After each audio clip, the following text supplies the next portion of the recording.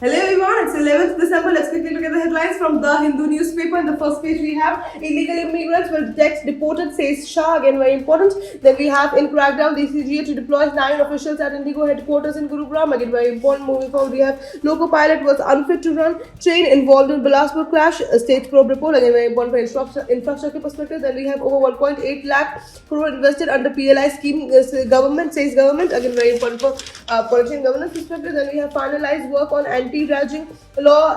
Kerala headquarters tells state government. Again, very important for policy and governance perspective. Then we have Manrega delays.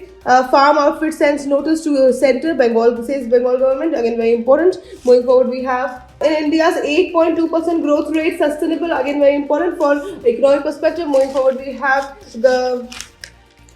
have India gives tepid response to Russian push for Su-57 long-range drones and submarines. Again, very important for defense perspective. Delhi headquarters direct Indigo to compensate passengers. Again, very important. Then we have IAF marks 1971 victory with spectacular flying display in Mohanbari. Again, very important. Going forward, we have government is committed to welfare of journalists. Again, very important for political and governance perspective. Then we have Deepavali enters intangible heritage list. Again, very important for art and culture perspective. Then we have Amazon to invest $35 billion in India. Again, very important for economic perspective. Then we have Starlink executive Dreyer meets India as a service yet to start. Again, very important for economic perspective.